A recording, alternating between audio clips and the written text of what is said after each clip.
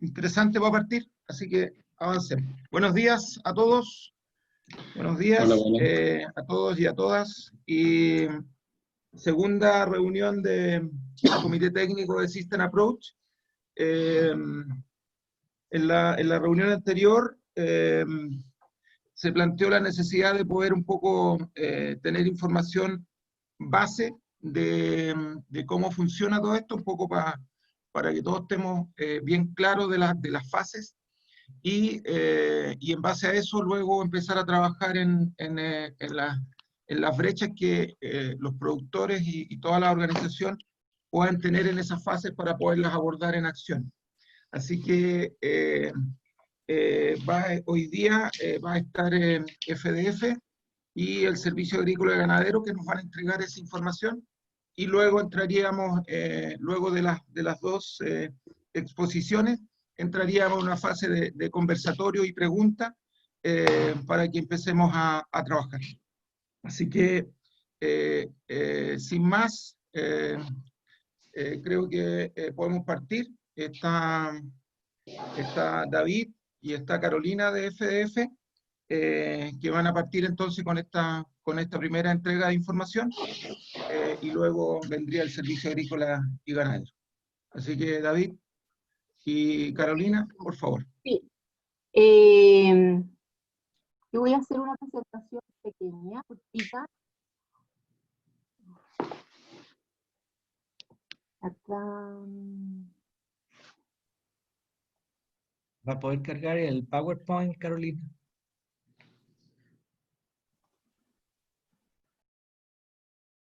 Perfecto. Perfecto. ¿Ahí se ve? Ahí se ve, sí. Sí. Estupendo. Espérenme un poco, déjenme acá reducir esto para verla yo. Ya, bueno, como les comentó, ¿se escucha, cierto? Sí, se escucha. ¿Aló? ¿Sí? Ya. Sí.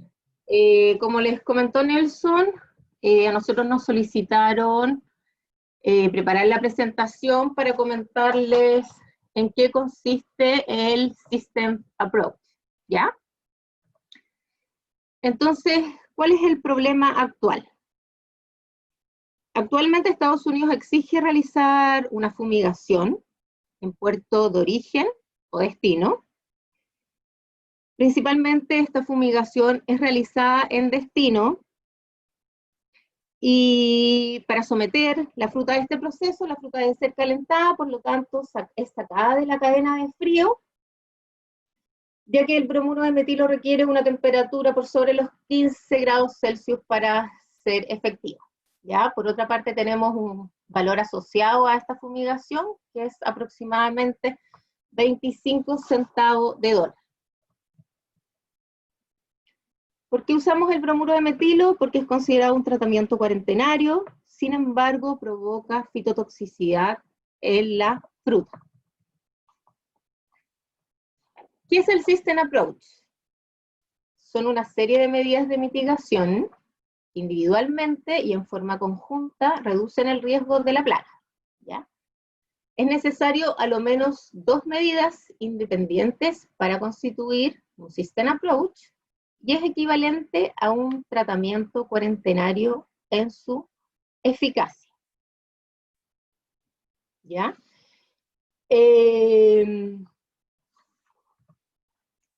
¿Cuáles son los beneficios? Se evita la fumigación, por lo tanto evitamos el daño fitotóxico.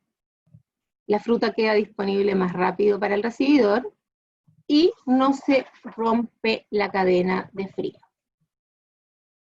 ¿Cuáles son las plagas cuarentenarias para este mercado? Brevipalpus chilensis y Lobesia botrana. Entonces, ¿cómo vamos a manejar el riesgo de Brevipalpus chilensis? ¿Ya? ¿Cómo opera? Y yo le estoy, bueno, esto es cómo operaríamos, cuáles son, si bien el productor tiene que realizar las medidas de mitigación en el campo, esta etapa opera en huerto e incluye el concepto de baja prevalencia.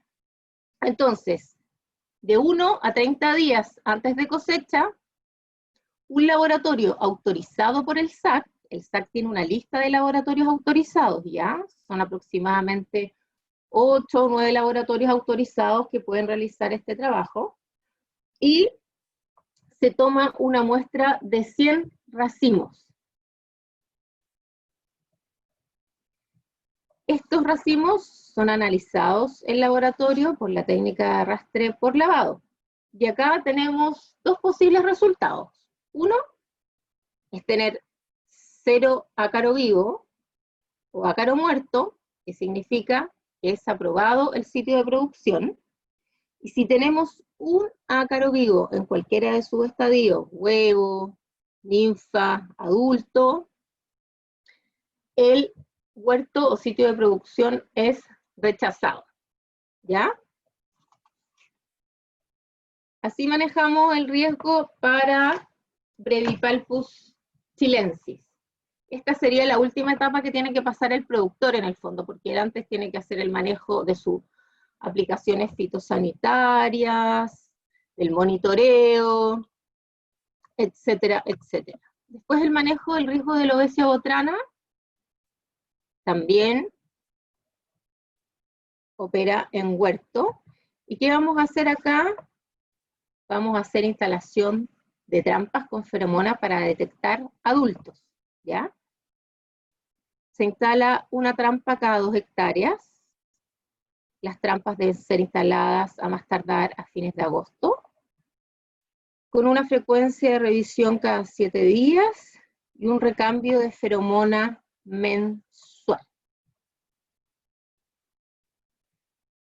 Aparte de eso, tenemos que hacer un monitoreo en huerto, pre y durante la cosecha para detección de estados inmaduros. Ahí nos referimos a huevos, larvas y pupa. ¿Quién lo realiza? Laboratorios autorizados por el SAC, lo mismo que lo anterior. ¿Y qué vamos a hacer acá? Vamos a hacer una revisión de 300 racimos. No los vamos a sacar del huerto, es una revisión solamente visual, ¿ya?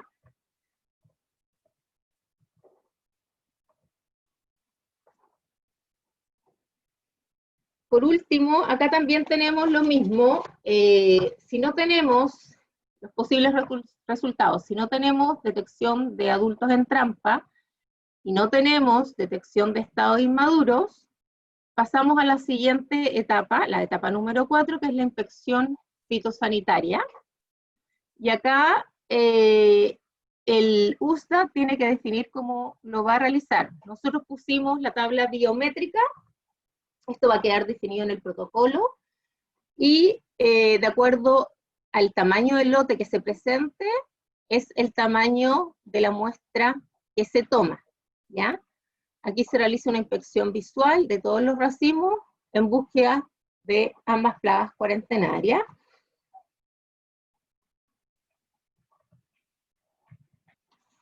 Los resultados posibles que tenemos después de esta etapa son 0 ácaro vivo o ácaro muerto y 0 estado inmaduro de la obesia botrana, lo cual significa que es aprobado el lote, ¿ya?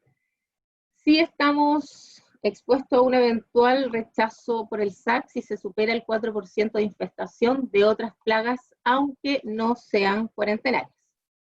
Entonces esto significa que, si bien hay que manejar el riesgo de las plagas cuarentenarias, Brevipalpus y Lobesia, tampoco hay que dejar de lado el resto de las plagas.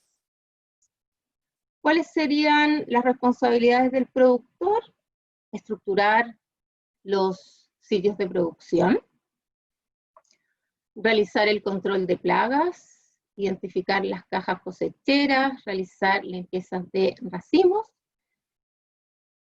que todas corresponden a medidas de mitigación a excepción de la estructura de los sitios de producción. Y eso sería. Esas son las etapas del Systems Approach.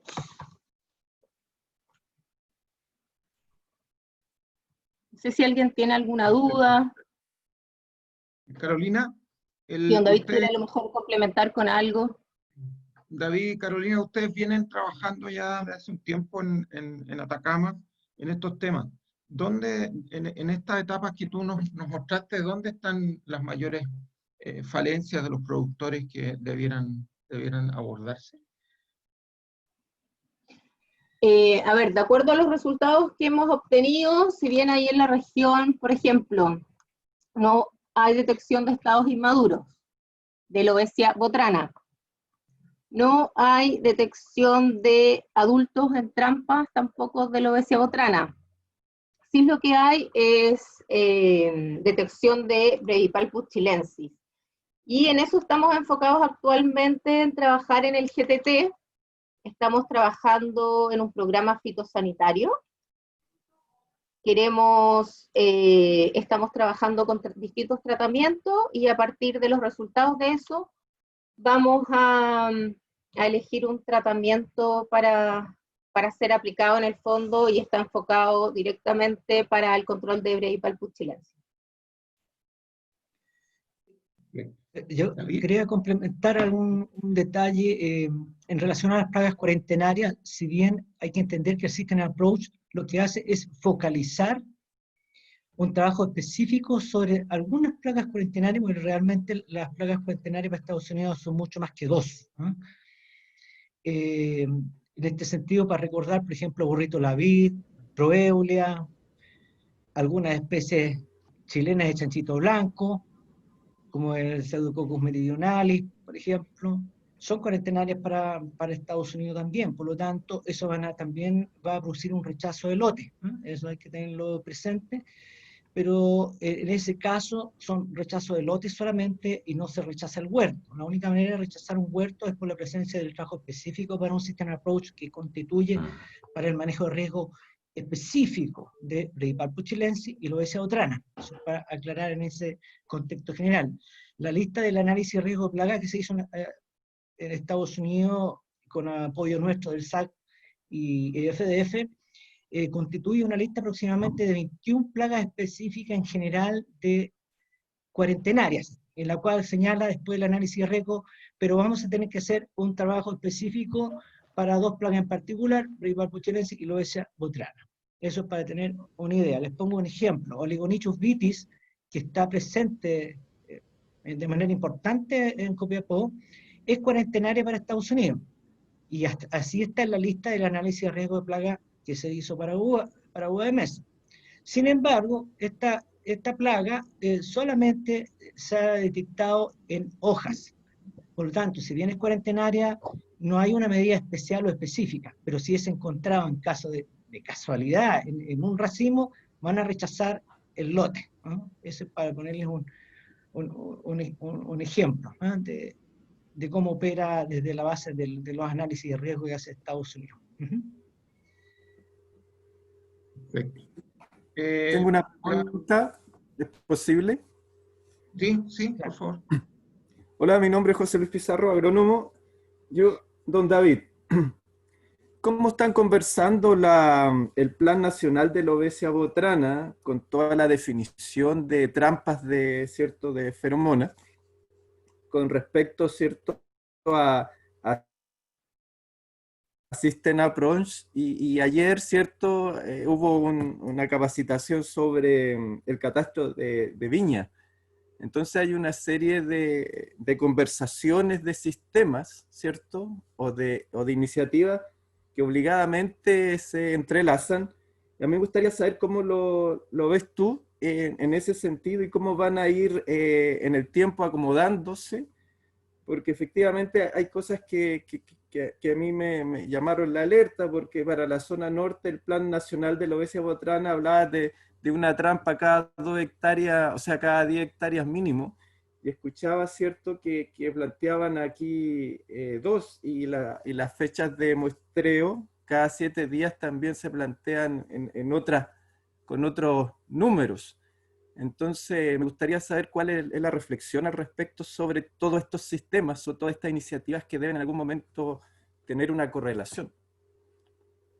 A ver, hay que entender de que, bueno, el Plan Nacional Estratégico de Control de Lobesia botrana obviamente está diseñado para todas aquellas zonas donde está presente la plaga. Si bien está dividido en dos bloques, digamos, las zonas de erradicación y las de supresión, y tienen obviamente una diferencia en la intensidad de monitoreo y también de control. Esto es el paraguas principal, ¿ya? Hay que entenderlo en ese sentido, de la cual hay dos pilares fundamentales en el control, que es el uso de los confusores sexuales y los controles químicos, y estos controles químicos va a depender un poco de ciertos umbrales que ha diseñado el SAC para la presencia de capturas de adultos o estado inmaduro que uno detecte en los campos, y así se constituye si vamos a hacer un control con feromonas más químico o solamente con feromonas. Ese paraguas principal, el USDA-APHIS lo conoce, por supuesto, es transparentado, como es obvio, y el System Approach opera basado en este paraguas.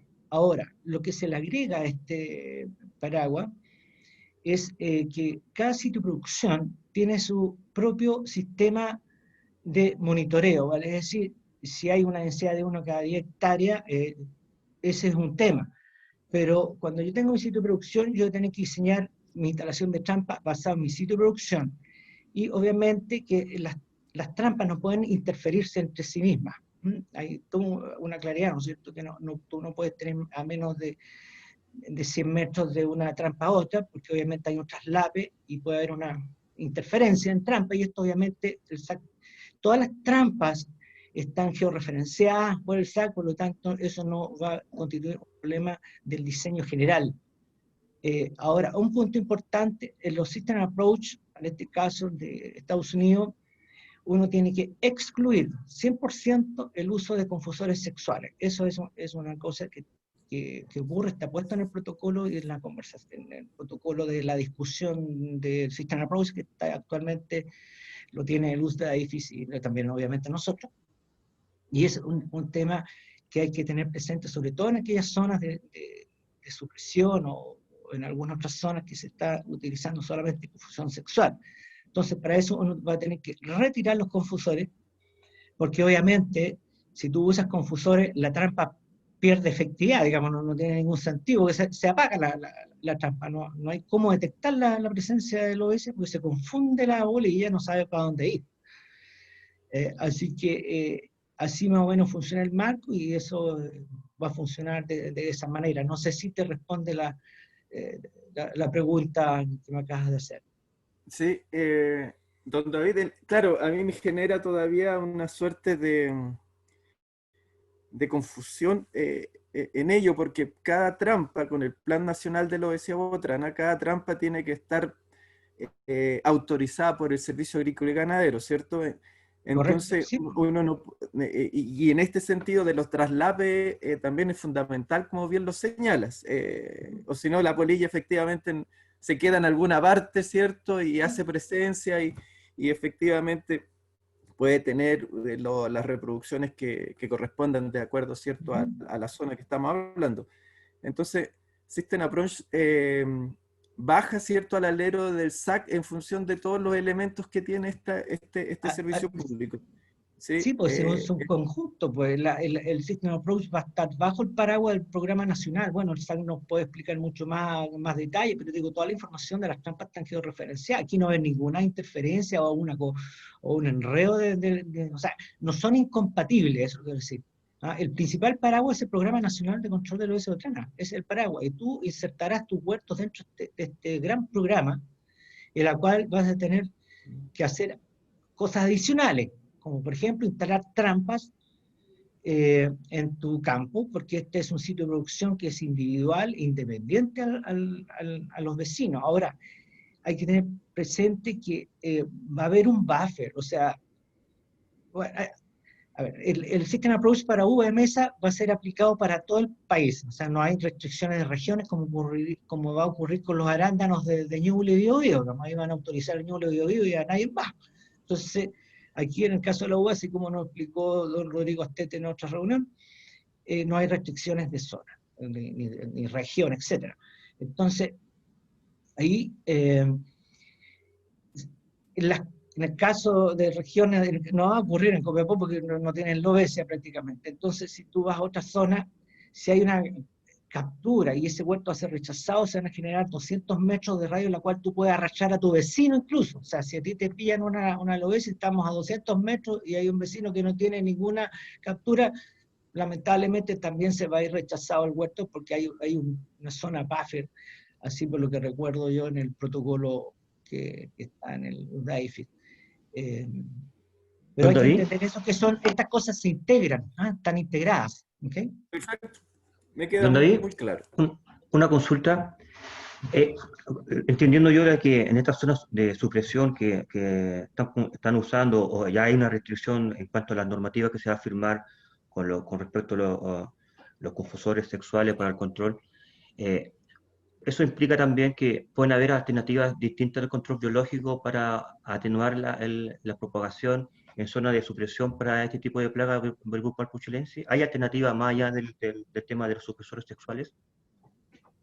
A ver, básicamente para el caso de la obesidad uterina, hay algunos trabajos que se han estado realizando, obviamente coordinados a través del Servicio Agrícola Ganadero, con el uso de controladores biológicos. Estamos pensando en el control de la obesidad uterina, ¿ya?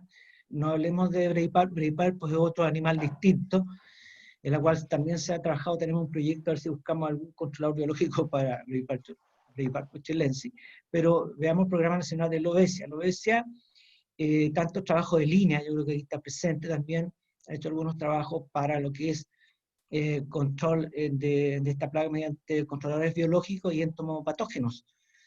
Vale decir, usamos algunos hongos o bacterias que puedan controlar, o virus también, que puedan controlar a larvas. También hablamos de micromenópteros o parasitoides que atacan también a las larvas, o a los huevos, que es el caso del tricograma, o boniosos en el caso de larvas. Algunos predadores como Chrysopelna, que comen todo, lo que pillan en su camino. Y también otro tema que también hemos investigado es la técnica insecto estéril, que somos pioneros en el mundo, diría yo, con el tema ese, en la cual también es un trabajo conjunto que se hace con el SAC, que como usted sabe, la técnica insecto estéril se requiere una gran crianza de la polilla y esterilizarla para liberarla, y eso significa un trabajo de tipo inundativo. O sea, cada semana tú tienes que liberar una cantidad por lo menos de 2.000 ejemplares por hectárea, es más o menos que tengan una idea. Ha habido mucho éxito para otras polillas para controlar otras polillas en distintas partes del mundo, como Sudáfrica, Estados Unidos, Canadá, pero en la obesidad somos pioneros, ahí es donde estamos más avanzados que el resto de otros países que tienen el problema. Pero para incluir, hay que entender que en el programa nacional son dos pilares, ¿no es cierto? La confusión sexual y los tratamientos químicos, en la cual hay una lista de productos químicos autorizados. Ahora, ¿uno puede incluir un elemento biológico en una lista oficial? Sí. De hecho, hay un protocolo que se puede utilizar para incluir, por ejemplo, los parasitoides que atacan huevos, que son los tricogramas. Entonces, tú puedes tener una opción, sobre todo cuando tú ya no tienes que hacer controles químicos y se nos acerca el periodo de cosecha, donde empiezan las restricciones de lo que son los límites máximos de residuos, y algunos países obviamente te van a restringir que este producto sí, este no. Entonces se pone muy complejo el tema del control. Así es. Así que hay una línea, pero es una línea muy incipiente en los controladores biológicos o los entomopatógenos, porque primero son de alto costo y su eficiencia todavía no está muy, digamos, probada. ¿Sí? Ese es un poco el problema. Por lo tanto, está en etapa, yo creo, todavía de investigación, y todo este trabajo, más bien, la esperanza de todos estos trabajos de tipo biológico está para que lo podamos utilizar en las zonas urbanas, porque ahí realmente donde tenemos los incendios y los focos de la plaga. Entonces los sectores urbanos no pueden entrar con productos químicos. Entonces, ¿cómo apagas esos focos que en el fondo que te contaminan los huertos? Tienes que, entonces, las que son las zonas urbanas, tenemos que entrar con algún controlador biológico para poder bajar esa presión. Eso en grandes rasgos. Sí. Yo Perfecto. quisiera Muy amable. hablar Carolina Pizarro. Carolina, por favor. Sí, más que nada, claro, el control biológico se utiliza o se estaba, como dijo don David, recién en pañales, liberando en zonas donde hay alta población de lobesia, donde son áreas de contención. Acá, como también lo dijo don David y lo sabemos, nuestro problema no es la lobesia, sino que más que nada es la arañita, la falsa arañita. Yes. Ujú. Por otro lado, para aclararle, o también don David lo explicó bien, a José Luis, el SAC en su estrategia realiza la instalación de trampas a una, como yo le explicaba, una densidad de una trampa cada 10 hectáreas en una área de erradicación, como es Atacama. Y va paralelo a lo que tienen que cumplir los productores. El SAC instala sus trampas, una trampa cada 10, y los productores paralelamente que quieren postular el System Approach debiesen también ellos manejar sus trampas de acuerdo y a lo que contratan al laboratorio de la empresa autorizada. Pero son cosas paralelas que van trabajando de la misma manera. Carolina, ¿Sí? Yo entiendo lo que ha explicado don David, pero también hay una preocupación. Nosotros, por ejemplo, en nuestro valle de Alto del Carmen ha vivido una transformación. Por ejemplo, hay empresas que han quebrado, que hay campos que están abandonados y que son focos de infección de una u otra manera. Por tanto, estamos en un mundo privado. Entonces, claro, como dice usted, hay un radio de 200 metros. Nosotros pudimos cumplir todo un protocolo, implementar todo este tipo de iniciativas que lo encuentro muy bien para nosotros. Pero también encontramos que como el Estado o como nosotros, de esta manera también, si nos preocupamos de la zona urbana, que hay focos, también tenemos que preocuparnos donde también hay posibles focos, porque yo no puedo ir a hacerme responsable de campos que están abandonados, que pueden haber focos, ¿ah? Y que nadie está visualizando, porque, por ejemplo, la normativa dice, bueno, vamos a catastrar a todos los productores, que definan sus polígonos, definan sus coordenadas, sí, pero los campos que no se están produciendo o los lugares que están abandonados y que son focos porque hay vegetación nativa, introducida, lo que sea, y hay placas ahí, deben haber hospederos. Entonces, ¿cómo hacemos cargo de esa realidad? Como SAC nosotros hacemos todo lo posible por entrar a todos los predios, Incluso los que están abandonados le instalamos trampa, pero ya cuando están cerrados y ya con el candado por fuera, ahí es difícil y nosotros reforzamos ese sector con trampas por los bordes. Así por lo menos nosotros hacemos, pero hasta el último intento, llamamos por teléfono, ubicamos al dueño y tratamos de entrar a todo. Y en caso de que cuando nos es imposible, instalamos por el borde. Y ahí tratamos de abordar ese sector. Pero en ese sentido, por ejemplo, En si tema hay de una luz, trampa, si usted encuentra, hay una trampa que está en el borde, digamos, en el perímetro de la propiedad y encuentran ejemplares, se forma un protocolo, se inicia un protocolo, porque vamos a decir, encontramos, ya, ¿a quién le pasamos la responsabilidad que fumigue o que haga un control? Lo hacemos, ¿quién lo hace eso? En alguna ocasión, bueno, se va a cuenta de SAC y luego cuando se encuentra el propietario se le hace el cobro. Ya. Cabe señalar, bueno, cuando se detecta, nosotros vamos a reglamentar en zona predial con 2 detecciones de adultos en alrededor del kilómetro, o en área urbana son 5 lobesias, 5 adultos en trampa.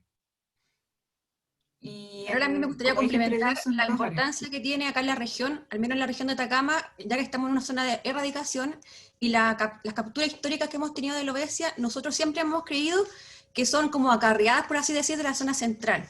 Es decir, acá es clave la prevención y que todos sepan que, sobre todo con hay movimiento de material de embalaje o en la época de temporada, que nos cuidemos entre todos, porque nosotros como SAC, como dice Carolina, cubrimos yo creo que el 100% de las parras que hay acá en la región, porque entiendo que la lobesia es una plaga cuarentenaria presente, pero que está bajo control oficial. Por lo tanto, el SAC ha implementado toda esta serie de medidas. Pero cuando la polilla llega a la región, nosotros siempre las capturas que hemos tenido, y afortunadamente así han sido siempre adultos, que creemos que llegan movilizadas, ya sea en los materiales, en un vehículo. Por lo tanto, acá es claro la prevención y que todos sepan, y acá ha funcionado en los últimos años en el Valle, no hemos tenido capturas de adultos en predio. Llevamos ya varias temporadas sin captura. Todas las capturas están concentradas en el área urbana, es decir, en la población general que no conoce a lo mejor o no tiene asimilada la importancia que es prevenir la alopecia. Entonces, por eso yo creo que es clave los predios. Yo creo que ya tienen interiorizado el tema de que tienen que implementar todas las medidas habidas y por haber, sobre todo cuando tienen este acarreo de materiales. Entonces, por eso yo creo que lo clave acá es la prevención y la difusión de que todos sepan la importancia de prevenir que haya alopecia botrera acá en la región. Perfecto. Carolina, Alberto, avanzamos con la presentación de ustedes y después redondeamos en el conversatorio, ¿les parece? Sí, perfecto. Ya, Alberto vamos. va a presentar. Ok, ya. Yo les voy a contar un poco, en realidad, el tema de la inspección fitosanitaria en los sitios. Es bastante técnico el asunto. Y la verdad es que explicar esto requiere, para las personas que trabajan en el programa, requiere una capacitación que es supervisada por USTA. En el fondo, el tema es bastante técnico, por lo tanto voy a intentar hacerlo más o menos simple y corto, ¿ya? Cualquier duda que vayan teniendo en el camino me van preguntando, no tengo problema con eso. ¿Se ve bien la presentación? Sí, se ve la presentación. Perfecto. Bueno, lo que les voy a comentar es lo que se hace en un sitio de inspección. Primero voy a partir por el contexto. El programa Preembarque SAC USDA EFIS ASOEX es un programa que permite exportar fruta fresca bajo distintas formas a Estados Unidos. Y lo que establece este programa son regulaciones fitosanitarias para Chile. Este programa define actividades dentro de él y están clasificadas en 5 actividades. La primera actividad que aparece ahí es el tratamiento de fumigación con bromuro metilo, que es como hoy día se puede exportar uva a Estados Unidos. Otra actividad es el tratamiento de agua jabonosa y cera, que funciona para algunas especies como chirimoya. También define como actividad el tratamiento de frío, para aquellas zonas que tienen o están bajo regulación de mosca de la fruta. Y hay una actividad que es la que les voy a explicar yo en los sitios, que es muestreo de inspección conjunta. Y también define la quinta actividad como actividades portuarias. Para definir bien qué es lo que significa inspección, el programa en el fondo dice que la inspección conjunta se realiza para determinar la condición fitosanitaria del producto. Y esta solo puede ser llevada en un sitio de inspección, no en otra parte. Entonces, para graficar esto, inicialmente hay que cumplir una serie de requisitos, que es lo que ustedes estaban conversando, que es que un productor primero requiere ser inscrito con un código SAC. Eso lo hace en el sistema de registro agrícola y lo hace directamente con el SAC. Después de esto, y aquí ingresan el nuevo productor con la inscripción de un sitio de producción, en este caso para System Approach, y lo hace en el sistema de registro de SDP-USA, que es otro sistema, y aquí la validación de este SDP la hace, como explicó don David hace un rato, un laboratorio autorizado. Si el SDP logra la baja prevalencia, queda certificado para ser muestreado en una planta. Hasta aquí, toda la actividad depende directamente del productor. Generalmente, por lo menos acá en la zona central, funciona así. Y la representación de esta fruta, lo que cumple, digamos, para el programa, lo hace a través del exportador, y el exportador utiliza una empacadora o planta. Entonces, para poder presentar esto, la empacadora o planta representa un lote, que es un conjunto de pallets que tienen una cantidad de cajas encima, ¿verdad? Que puede ser de uno o varios productores con uno o más SDP, evidentemente todos autorizados. Hasta aquí todavía no ha sido presentado la fruta al programa. La presentación de un lote, en este caso que podría ser de uva, para inspección fitosanitaria la hace el contraparte SAC, que es un profesional contratado por la planta. Este contraparte solicita, solicita aquí al SAC sectorial un inspector que le vaya a tomar una muestra de ese lote. Debe cumplir una cantidad de requisitos la planta para poder presentar un lote a muestreo. Condiciones de resguardo, que todos los SDP estén autorizados, que todos los CSG estén activos, entre otras cosas también de relevancia. Si cumple con esto, el inspector toma la muestra y normalmente esa muestra, que puede ser como se presentó hace un rato, podría ser una tabla biométrica, recuerden que el protocolo todavía está en conversación, y deja una muestra en la planta sellada con sello SAC. Por otra parte, el contraparte agenda en el sistema de agendamiento USDA con el sitio de inspección horario para poder, digamos, enviar su muestra y que ésta sea certificada. El resultado de la muestra pueden ser solo 3. Y por eso puse ahí 3 flechitas a la derecha. Puede ser un lote aprobado, digamos la muestra que no se encontraron plagas cuarentenarias para Estados Unidos, y eso significa que tiene la flechita verde.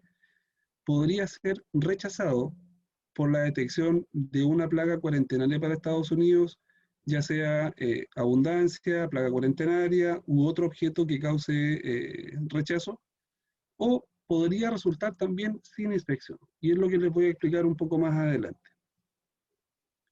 Entonces, para hacer este trabajo, en el sitio de inspección, las 3 instituciones que están presentes ahí, normalmente en los sitios, hay algunos sitios que no funcionan con la SOEX, pero en general el SAC tiene roles dentro de su estructura en el sitio, y aquí para solamente contarles que hay técnicos administrativos, hay laboratorio de entomología, hay un laboratorio de PCR en el caso del sitio Teno, hay un auxiliar para emergencia, digamos, dentro del sitio, y un coordinador, jefe de sitio o supervisor SAC. Por parte del USDA, hay un supervisor permanente en el sitio y una secretaria del USDA. Por parte de la SOEX, quien hace toda la logística normalmente de movimiento de cajas y embalaje. Está la embaladora, movilizador de caja, hay una persona que se dedica a recepcionar, otra a despachar, secretaria, el grudero, hay un jefe de reembalaje, un encargado de bodega y un supervisor a SOEX también. Entonces, cuando hay que tomar decisiones respecto de una muestra de un lote, normalmente SAC conversa con el USDA y le informa al jefe de ASOEX, o se conversa también con el jefe de ASOEX si es que corresponde. En el caso de sitio Teno en este caso tiene 8 mesones para inspeccionar, un jefe técnico que se dedican a recepción, a área, digamos, de inspección, despacho y administrativo. Hay una entomóloga trabajando en el sitio y un supervisor SAC permanente también. Este es el equipo. Suena a mucha gente, pero en realidad la inspección en el sitio se hace en realidad con no más de 15, 16 personas. SAC. Y en este caso, para la gente para que trabaje esta personal SAC, ASOEX dispone de más o menos 40 funcionarios. Por eso que en la reunión anterior creo haberles mencionado que el flujo de cajas que va a tener el sitio es muy importante, porque si sabemos que vamos a operar con 5 o 6 millones de cajas, uno dispone una cantidad de personal y ASOEX hace lo mismo por su parte. ¿Cómo funciona dentro del sitio? Voy a marcar aquí. Desde el packing o la planta, una vez que el inspector ha tomado su muestra, normalmente el contraparte envía la muestra al sitio. Una vez que la ha enviado a sitio, se realizan prácticamente 3 procesos, que es la revisión documental, la verificación física y la inspección. Si hasta aquí no hay ningún problema en la revisión documental, física, y no se interceptaron plagas en la inspección, el lote resulta aprobado y vuelve feliz a la planta. Aprobado. Todos felices. Sin embargo, cuando hay algún inconveniente de tipo documental, digamos que no se enviaron todos los documentos o los documentos tienen errores y no pueden ser corregidos, el lote resulta sin inspección y a eso se le agrega un informe de anomalías al programa. Y ahí tenemos un resultado que significa sin inspección. Por otro lado, si durante la revisión física o la inspección fitosanitaria se detecta alguna plaga, se envía al laboratorio del sitio. Y si este resulta cuarentenario, entonces el lote resulta rechazado y se devuelve a la planta en la condición de rechazado. ¿Dónde se hacen estas etapas? Arriba está la línea roja, ¿verdad? De entrada, por aquí, lo primero que se hace es se revisan los documentos. Recuerden que si los documentos no pueden ser corregidos, el lote resulta inmediatamente sin inspección. Si se validan los documentos y están todos en condiciones, digamos, que cumplen con el programa, se procede a la revisión física, digamos, que es contrastar los documentos que vienen desde la planta con lo que viene físicamente. Digamos, si en el documento que indica que el pallet 1, por decir algo, vienen 3 productores, que efectivamente parte de la muestra exterior presentada ahí debería contrastarse con lo que viene en las etiquetas de las cajas. Si eso resulta aprobado, ahí se procede a la inspección y se mueve la muestra a la línea 1, línea 2, que es la que pueden estar disponibles, se certifica en esos puntos y luego, digamos, una vez inspeccionado, se procede al despacho de la muestra. Y finalmente se entregan los documentos y se devuelve la muestra con toda la documentación y sello, obviamente si corresponde, hacia la planta. Esta es la condición en la que normalmente llegan las muestras. Si se fijan, es una muestra que viene sellada con un capuchón que permite, digamos, el resguardo y la manipulación sin que se pueda romper. Y además viene con unos sunchos, y en esos sunchos, en algún suncho cruzado, viene un sello SAC para asegurar la integridad de la muestra y el resguardo.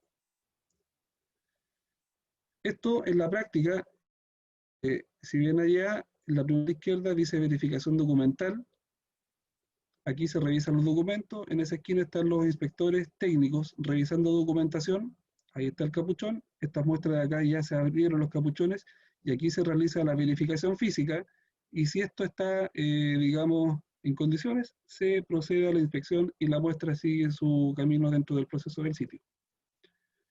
Si se fijan aquí en la fotografía, están estos pocillos o potes, y estos son utilizados para obtener la submuestra, que es lo que yo sospecho en realidad que podría pasar con uva. ¿Qué es lo que se hace regularmente? Si se usa la tabla biométrica, donde se obtienen normalmente 30 cajas muestra, los protocolos con otras especies de System Approach indican obtener 29 frutos. Esto implicaría que hay que sacar un racimo por cada caja que compone la muestra. Y cada racimo que representa un SDP normalmente se ubica en cada uno de estos pocillos y posterior a esto, estos pocillos se llevan al laboratorio, se le hace la técnica de lavado y luego se verifican en la lupa las placas con el resultado de esos lavados. Ahí están, en este caso, naranjas, que tiene también la modalidad de System Approach, y los inspectores están sacando un fruto normalmente de la caja y la están colocando en cada uno de esos potes. Esta es una panorámica general de lo que ocurre en el sitio. Por este lado, el lado derecho ingresan las muestras y cada uno de estos mesones que están ahí constituye parte de una línea de proceso. Digamos, en esta primera línea hay 4 mesones y eso constituye la línea 1. Ellos certifican, digamos, de A1 pasa un lote y luego todo esto se limpia, ¿verdad? Y se vuelve a inspeccionar un segundo lote y así se opera todo el día. Esta es otra vista. Por allá se ingresa, se inspecciona en este punto y se despachan las muestras por este otro lado. Ahí está lo mismo. Entonces, ¿cuál es la esencia de la certificación? en el sitio. Tiene dos puntos importantes. Uno, que la documentación llegue en condiciones, pero el punto neurálgico ocurre en este mesón, en este punto. Aquí el inspector va a verificar si hay plagas o no hay plagas. Es importante mencionar, bueno, se hizo mención hace un rato, sobre la presencia de plagas no cuarentenarias que pueden significar rechazo por abundancia. En el caso de uva, yo pienso que una de las condicionantes que podría determinar un rechazo por abundancia puede ser de chanchitos. Entonces, lo que va a buscar el inspector acá es, y no buscar, en el fondo es interceptar la plaga que podría contener el fruto. Y en este caso yo creo que para uva van a aparecer muchos chanchitos. Entonces, la verificación no es tan minuciosa y los tiempos que demore en revisarse cada uno de los lotes es algo que hay que... Eso hay que... no sabemos todavía cuánto tiempo va a demorar en revisarse un lote de uva para Estados Unidos. No se ha hecho. En origen se ha hecho ya certificaciones para Nueva Zelanda u otro mercado, y la verdad es que ahí es bien minuciosa la certificación, pero es que también se buscan plagas bien específicas. En este caso, Brevipalpus, que es muy difícil de ver a la lupa, se puede, o sea, de hecho se podría, si es que se resuelve así en el protocolo, eso se verifica en el sistema de lavado. Entonces, los inspectores no estarían buscando Brevipalpus en este mesón. Ya, esta es la detección o sea, la extracción de la muestra de los 29 frutos, que sería en el caso de los System Approach al laboratorio. Ya, en el laboratorio se pueden detectar cualquier cosa, digamos, que signifique riesgo. Los inspectores no están condicionados a dar un diagnóstico de lo que detectan. Ellos detectan cosas que sea sospechoso y se llevan al laboratorio. Y en el laboratorio se disponen de lupas de muy buena calidad y se pueden detectar cualquier organismo que esté acompañando o que sea parte de la muestra. Ahí está, en este caso, la entomóloga revisando, en este caso, si se fijan bien, una placa con el resultado de un lavado de un SDP. ¿Ya? Entonces, finalmente, quien define si la muestra resulta aprobado o rechazado es el laboratorio. Si el inspector detecta algo y lo lleva al laboratorio, el entomólogo debe definir, de acuerdo a un documento que mantiene con el USDA, que es el Technical Packet, que es un listado de plagas cuarentenarias, si lo que está detectando el entomólogo es o no cuarentenario. Si es cuarentenario, el lote, la muestra en este caso se rechaza, y si no es cuarentenario, continúa la inspección hasta que termine, y si no hay plagas, resultaría aprobado.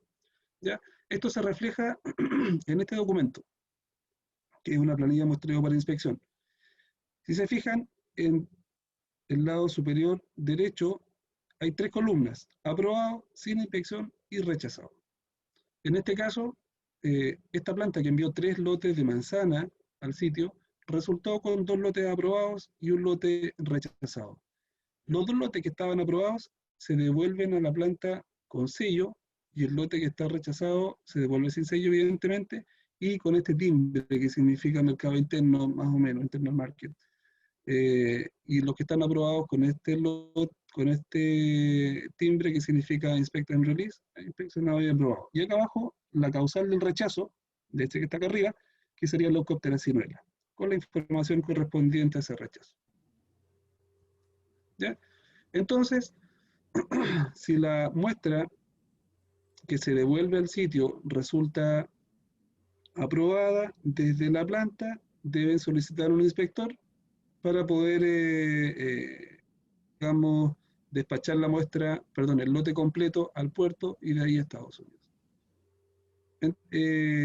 No los quiero latear más con esta cosa que es bastante técnica. Espero todas sus preguntas. Quedo atento. Alberto, hola, José Luis Pizarro por acá. Buen día. Pregunta. Buen día. Buen día. ¿Cuál es la mirada en términos operativa? Me llama mucho la atención las capacidades que tenemos en el norte de Chile, ya frigorífico, la inspección, los volúmenes. Nosotros aquí básicamente producimos bastante uva de mesa. Entonces todo lo que significa el distanciamiento de los pallets dentro del frigorífico, si tiene alguna normativa específica, y cuál es el análisis tuyo con respecto a ese movimiento operativo. Uno sabe que entra a los frigoríficos, el movimiento de las traspaletas, ¿cierto? Va para allá, para acá, sacas la inspección, llega el inspector, ¿cierto? Revisa, tienes que consolidar las muestras. No sé cómo la plantean, o cuál operativamente cómo está funcionando. Mira, quiero palets de piso.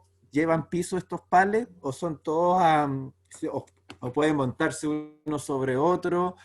Me gustaría que te refirieras a la operativa frigorífico, consolidación de muestras y revisión. Por supuesto. Mira, esto es la actividad previa a la certificación, lo que tú me preguntas. En el fondo, lo que debe hacer el contraparte, quien también debe tener un curso para poder presentar estos lotes al programa, cumplir una serie de requisitos. Son bastantes, por decirlo de alguna forma, pero los ejes fundamentales de eso es el resguardo. El resguardo y que la fruta que esté presentándose esté autorizado, digamos, los SDP autorizados y los ESG activos. Entonces, cuando el programa define la presentación de un lote para Estados Unidos, a diferencia de origen, todos los pallets deben estar a piso. USDA define para su programa una cámara exclusiva para Estados Unidos, para la fruta que está presentándose y aprobada, y una cámara distinta para los lotes que resulten rechazados. O sea, hay una segregación importante en términos de resguardo. Este resguardo no es exclusivamente la separación de 1 metro a diferencia de origen. O sea, aquí una fruta que se va a presentar a muestreo, claro, efectivamente debe estar separada 1 metro de lo que ya está aprobado, pero no puede existir dentro de una cámara un producto que está aprobado con uno que esté rechazado, o uno que se vaya a presentar que se vaya, digamos, a proceso. Eso lo define el programa bastante bien.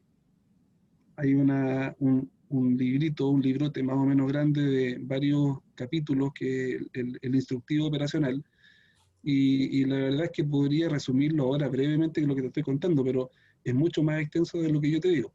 Entonces, en términos de resguardo, diría que las medidas que se toman a nivel de planta o empacadora es que se debe destinar para el programa una cámara exclusiva. Para presentar un lote al SAC, el contraparte debe disponer de un área de resguardo, garantizando que lo que está presentando no se va a recontaminar o no se va a contaminar en el momento del muestreo. Entonces, para cumplir esto, el programa exige que el supervisor visite la planta y se autorice en conjunto con el USDA su actividad. ¿Ya? Entonces, esto no es llegar y presentar, digamos. Requiere que la planta, y a través del contraparte, se contacte directamente con el supervisor del sector y solicite una visita para verificar si su planta cumple o no cumple las condiciones de resguardo que exige el programa para poder empezar a operar. Entonces, hay una serie de incentivos, por llamarlo de alguna forma. Aquellas plantas que tienen una excelente condición de trazabilidad dentro de su planta, proceso, se le permite, no sé, muestreo por etapa, que podría ser lo asimilable, digamos, a origen, en que se puedan muestrear menos pallets, pero deben tener un protocolo para eso. Entonces, el programa define en función principalmente del resguardo para garantizar que una muestra o un lote que presenta una condición no cambie hasta el momento de su despacho, que se mantenga siempre igual. Espero haber respondido la pregunta. Sí, Alberto, muchas gracias. perdón, Alberto, tengo una consulta de lo siguiente. Dígame. Para entender bien, tú estás diciendo que ya no se está utilizando el concepto de uso compartido de cámaras, en la cual obviamente la restricción, muchas veces algunas plantas no tienen cámaras como para decir, mira, tengo una cámara para producto aprobado y otro rechazado, o que no ha estado certificado. Y en este nace el concepto hace un tiempo atrás, que es lo que es el uso compartido de cámara, en la cual, como tú bien dices, uno puede tener la separación mínima de 1 metro entre una fruta certificada y una no certificada, pero una condición importante de esta separación tiene que ver, la temperatura tiene que ser menor o igual a 10 grados Celsius. Pues se supone que las plagas a esa temperatura no se van a mover de un pallet para otro.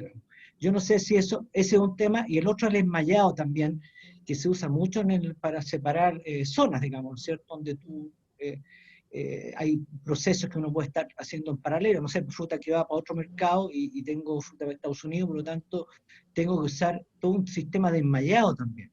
Me gustaría que lo pudieras explicar eso.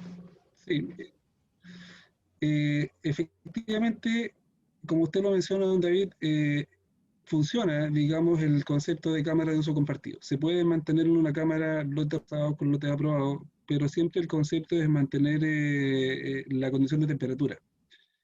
En una cámara convencional, digamos, que la temperatura es ambiente, eso no podría ser, no se podría hacer, pero como normalmente las cámaras son frigoríficas y garantizan una temperatura inferior a los 10 grados, se puede mantener dentro de una cámara un lote aprobado con uno rechazado, siempre y cuando estén distanciados por 1 metro o más. Y respecto del enmayado, cumpliendo la condición de que no, digamos, no mantengan un resguardo, perfectamente se pueden separar áreas dentro de una planta para diferentes actividades, inclusive separarlas de origen. En una zona enmayada se puede, estando separado por una malla, digamos, se puede, digamos, operar el origen y al otro lado estar despachando un producto para Estados Unidos. Eso debe ser, como decía, previamente presentado al SAC. O sea, esta condición de operatividad se presenta al SAC antes de hacer cualquier actividad. Y el supervisor, en el fondo, evalúa en base a este eje, que es el resguardo, que es el fundamental. Todo eso se presenta, se aprueba, y una vez que está aprobado, el resto es trabajar bien en la temporada nomás. Pero sí, efectivamente se pueden tener cámaras de uso compartido y se pueden separar áreas por enmayado. Alberto, hola, ¿cómo estás? Habla Rodrigo Sí. Rojas, de Compañía Frutera Santa María. Mira, una consulta, o que me aclare un poquito, porque la semana pasada decían que estaba bueno que el sitio estuviera cerca del puerto. Y no tocaste un tema que varios no lo manejan muy bien, que es el tema del reintegro de las muestras o el despacho cuando es a cola, la cantidad máxima, que la uva generalmente no va a ir con pocos pallets, entonces tampoco serviría. Entonces, que nos explicara ahí eso, es que se tiene que reintegrar después la muestra, se pide un inspector para poder reintegrar la muestra y para poder despacharlo, para que lo explique un poquito para que les quede todo claro. Ese punto que faltó ahí, Sí. el final ¿cómo se llama? Del círculo. Bueno, les pido disculpas a todos en realidad, porque yo entendí que esto tiene que ser muy comprimido, y la verdad es que el programa, cuando uno lo quiere explicar, se demora más o menos una semana. Así que todas estas variables alternativas, como pregunta Rodrigo ahora, existen. Existen muchas alternativas para muchas cosas. Inclusive, aquellas que no están en el programa se presentan al SAC, el SAC lo conversa con el LUSDA y se hacen modificaciones. Ya han existido modificaciones permanentes, qué sé yo, en el material para el resguardo de las muestras. De repente aparecen materiales nuevos, se evalúan y se aprueban. Efectivamente, en el caso de los sistemas de muestreo, existen varias alternativas. La más usada, en nuestro caso como zona central, es que se presenta el lote al SAC, el inspector toma una muestra y el contraparte envía esa muestra al sitio, el sitio la certifica y si resulta aprobada, el sitio devuelve esa muestra con sello a la planta para que la planta solicite un inspector y reintegre esa muestra al lote original. Esa es una alternativa. La alternativa a eso también puede ser que el contraparte envíe la muestra al sitio y no pide reintegro. Y en ese caso no requiere un inspector para reintegrar esa muestra. Eso se llama muestra a distancia, dentro de lo que define el programa. Además de eso, existen otras alternativas para llegar con esa fruta al sitio. La otra forma es que el muestreo se haga en la planta y la planta decida que se despache directamente desde el sitio al puerto. Eso se llama tradicional inmediato, más o menos la jerga del programa. Significa mandar el contenedor completo, con todo el lote, y a la cola del camión mandar la muestra para que llegue al sitio, se descargue esa muestra, se certifique, salga aprobado evidentemente, se carga el camión, se cierra el camión y se despacha al puerto.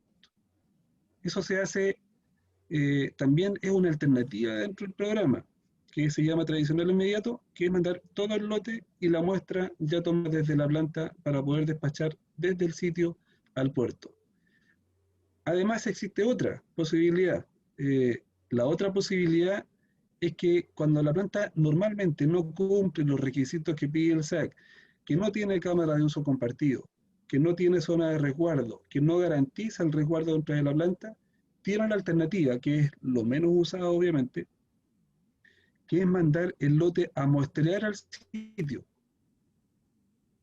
Para dentro del camión vayan los pallets más o menos separados para que la muestra se tome en el sitio, se certifique en el sitio y se quede en el sitio para despachar donde la planta estime conveniente, a un centro de transferencia, a otra planta o a puerto si lo estima conveniente. Entonces, me podría extender mucho rato respecto de lo que define el programa, pero cuando nos centramos en el envío de muestra, existen varias alternativas.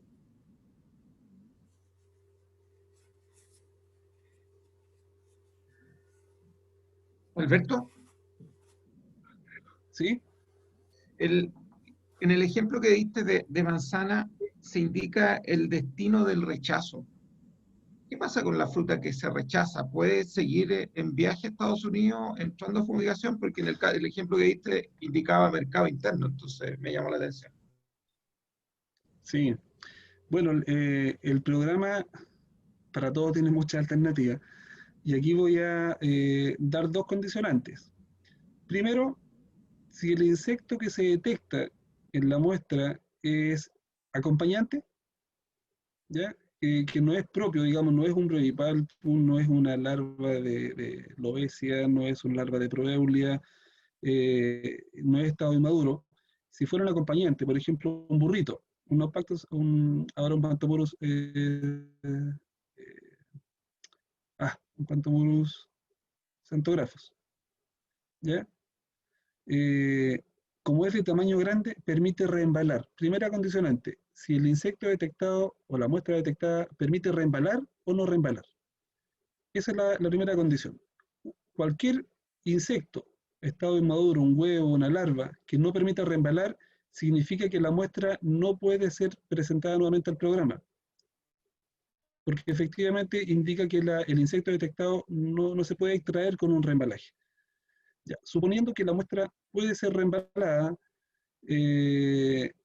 permite entonces, a pesar de que diga M&M, digamos, en el timbre, permite que el producto que está contenido en esas cajas se ubique en un reembalaje en un producto nuevo y se elimine la causal de rechazo. Y en esa condición podría ser nuevamente presentada al programa. Por lo tanto, la causal principal sobre si un producto rechazado pueda o no presentarse de nuevo al programa va a depender de si el entomólogo o el programa define si es reembalable o no reembalable. Eso a grandes rasgos. Ya. Pero la fruta podría, si fuera rechazada en las varias alternativas y siguiera, ¿podría seguir destino a Estados Unidos? ¿Ese lote? Sí, Ah, ya. podría. Ya. Sí, se Tendría podría. que ser fumigado con bromuro metilo. Perfecto. Ya. Claro. Esa es otra alternativa, digamos. Sí que está en la lista yo de supongo, autorización por PPQ. Sí. Supongamos que si se detecta, qué sé yo, Brevipalpum, lo más probable es que la alternativa sea fumigación con bromuro metilo. Ahora, no todos tienen la alternativa de fumigación con bromuro metilo, y no todos tienen la alternativa de poder reembalar ni otra alternativa. O sea, en el fondo va a depender de la causal que signifique el rechazo, las alternativas que pueda tomar. Y eso está todo definido en el protocolo, o sea, en el instructivo operacional. Perfecto. Hay más consultas ya, ahora podemos abrir la conversación a consultas, a aportes de los expertos, así que abramos la conversación.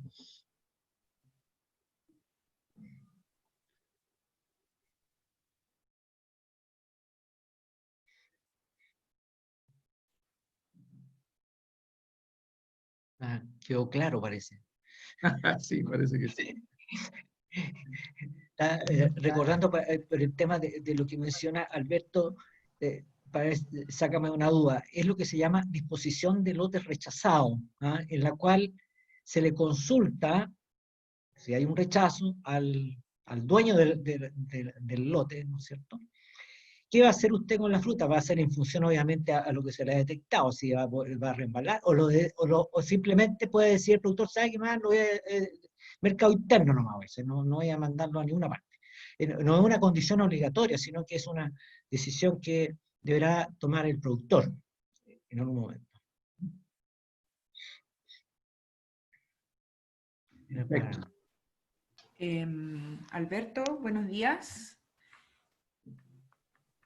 Una consulta, mira, por ejemplo, si un productor quisiese establecer el sitio de producción, tú decías que basta con inscribirlo, con hacer el tema también del muestreo previo al proceso, pero geográficamente, ¿hay alguna restricción, por ejemplo, que un vecino o el croquis donde esté situado este sitio de producción, tener un vecino cercano o un huerto cercano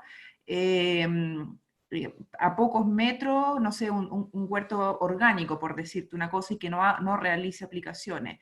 Hablamos de pocos metros, de 3 metros, 4 metros, no sé, distancias pequeñas. ¿Hay alguna restricción para los sitios de producción en el área del croquis propiamente tal, para establecerlo?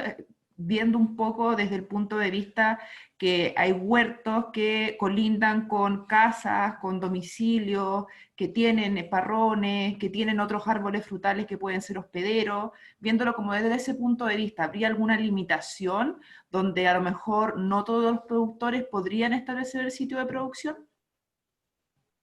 Eso. Sí, Lisette, creo que sí, Lisette. Sí. La separación en el caso de los CSG es un poco más restrictiva. Ello implica separaciones por camino o por algún elemento geográfico relevante. Eso es requisito para el SAC de poder establecer un polígono que tenga ese tipo de separaciones relevantes respecto de otro.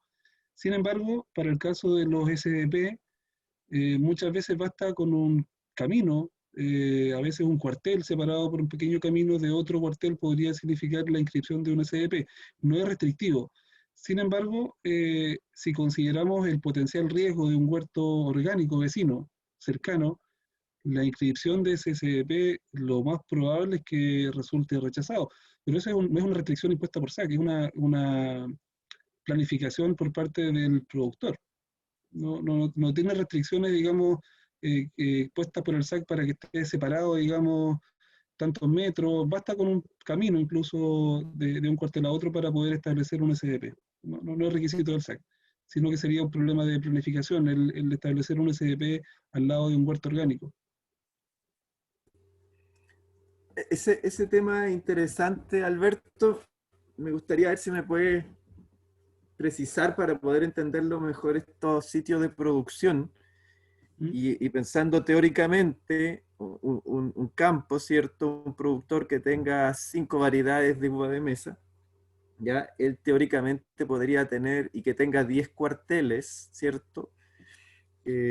Podría tener 10 sitios de producción, o está acotado por si él define un SDP, por variedad debería tener solamente 5 SDP, o podría tener eventualmente 10 SDP. ¿Cuál es la mirada SAC al respecto?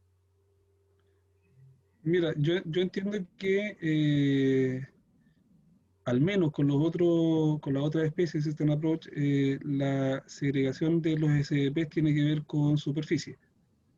No sé cómo irá a quedar para el caso de uva, pero me imagino que va a ser similar a los otros. Hasta ahí desconozco un poco la materia de inscripción de SDP. Quizás don David me pueda responder mejor a eso, que es lo que Sí, mira, está pasando con uva. sí, te puedo complementar lo siguiente. Mira, la verdad que no hay ninguna restricción en superficie en cuanto a constituir un sitio de producción. La restricción más importante es un sitio de producción que tú puedas definir claramente que hay una separación física por un camino, como tú bien dices, Alberto, eso es correcto. Ahora, también se ha implementado en el caso en particular de los cítricos, cuando son extensiones muy grandes en hectáreas, el productor no quiere arriesgar que en esa superficie completa, por un insecto te van a comprometer toda esa superficie, por lo tanto, está la alternativa que tú levantes mallas, o sea, no tengo una separación física del campo, las plantas están unas al lado de la otra, por lo tanto, yo puedo constituir en el caso para el gripal, porque es lo que es autorizado, yo puedo levantar una malla hasta 3 metros de altura y puedo separar ese campo para constituir 2 sitios de producción. Así que de esa manera el productor no arriesga todo en un solo sitio, y de esa manera podría administrar un mejor resultado en lo que son la certificación. Así que eso te puedo decir, no hay ninguna restricción en cuanto a superficie. De hecho, yo cuando hay muy amplia superficie, más bien me gustaría hacer más chiquititos los campos. Ahora, dentro de una misma variedad también puedes tener 2 sitios de producción en una misma variedad. Así que no hay problema con eso. Don David, bueno, solo para complementar, en el instructivo operacional del USDA, en el capítulo 14, que es System Approach, se define, o se dice qué es lo que se entiende por un SDP. Y se lo voy a leer textual para aclarar y para que todos lo conozcan en realidad. Dice, se entiende por SDP a una unidad física orientada a la producción agrícola, de superficie variable, y que se encuentra dentro de un predio, la cual debe estar conformada por solo una especie. Cada SDP debe ser independiente de otros que se encuentren en dicho predio. Para esto último, deberá haber un camino de separación entre ellos, por ejemplo, no se acepta entre hileras, que es lo que decía don David, o existe una estructura conformada por una malla Rachel, por ejemplo, la cual debe ir desde el punto del suelo hasta la altura de la copa de los árboles. Este instructivo operacional es genérico y es como para todas las especies. La especificación va a depender de la especie que estemos tratando, pero es como lo que hizo don David. Y la recomendación que siempre hemos dado cuando partimos al menos acá en Atacama con la granada era que no fueran a meter todo en un SDP, porque en caso de rechazo se rechazaría todo el predio. Así que esa es más o menos complementando lo que decía don David y Alberto. En ese marco, cuando ayer en el taller, ¿cierto?, del catastro de viñas, ¿cierto?, y la definición de los predios, ¿cierto?, y después de los cuarteles, y a la vez te pide la georreferenciación, ¿cierto?, del punto central del SDP, tengo entendido, tú deberías tener entonces, aparte de los cuarteles, definir un SDP. Estoy hablando de tratar de tener un correlato y una correlación entre todas las estructuras y normativas que cada vez son más. Deberías también tener entonces georreferenciado tu SDP. Claro, así va a ser, y por eso el sistema de registro agrícola, que es el SRA, ha cobrado tanta importancia en el último tiempo, y el SAC ha tratado de que todo esté concentrado ahí, porque todo es clave. Partimos por el registro de los productores, ustedes registran sus predios, después su CSG, si no me equivoco así, y después viene el sitio del SDP, por así decirlo. Entonces todo va como cayendo y tiene que estar todo, tiene que coincidir todo. Acá en el plan de trabajo del System Approach para uva de mesa, que es el borrador, dice, por ejemplo, todo SDP de uva que desee participar en el System Approach deberá estar registrado ante el SAC por medio del sistema de registro de productores de exportación SDP-USA. Es decir, va a ir todo como decayendo. Primero registramos el predio, después, como vimos ayer, los cuarteles, y después vamos a definir los SDP. Esta va a estar todo georreferenciado, va a estar todo ahí en línea, y se van a poder hacer las modificaciones que ustedes vayan definiendo. Perfecto. ¿Ya? Sí. Sí, quiero complementar un poquito ahí.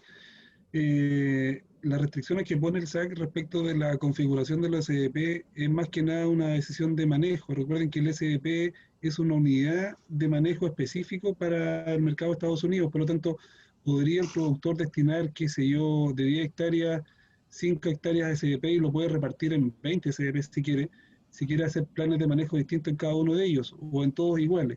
Es una cuestión de planificación por parte del productor, definir cuáles van a ser sus SDP.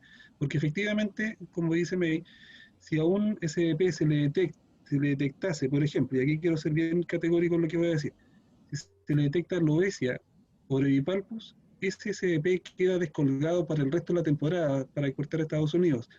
Por lo tanto, bajo esas condiciones el SDP queda descolgado. Sin embargo, si se le detecta burrito, se produce un rechazo, pero no se hace el descuelgue. Ojo, que el descuelgue es solamente por las especies que están amparadas bajo el System Approach. En este caso tendría que ser Lobesia iroivalpus. Por lo tanto, someter las 5 hectáreas que mencionaba inicialmente a un solo SDP significaría eventualmente hacer un descuelgue de toda la superficie, y es algo que no tiene mucho sentido.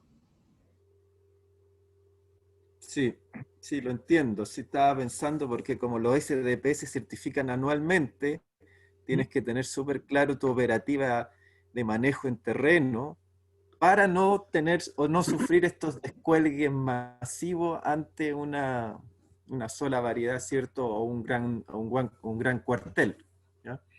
Bueno, y también si vas a tener hartos ICDP, también tienes que manejarlos de manera distinta. No van a poder, por ejemplo, cuando los cosechen, juntarlos todos. Ahí tienen que ser la trazabilidad clave en el proceso. Por eso también no es llegar y quiero hacer 100 SDP para asegurarme, tampoco se puede, porque a lo mejor no va a ser factible en la práctica poder asegurar la trazabilidad de todos esos SDP.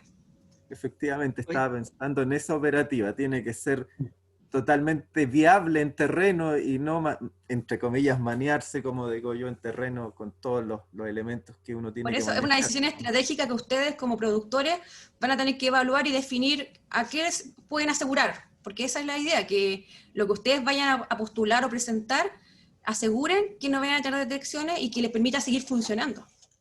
Yo creo que con el apoyo del SAC, en el análisis vamos a iniciar un proceso System Approach bastante viable y operativo. Creo que el SAC ahí va a jugar un rol de visualización futura muy interesante y de apoyo, por supuesto.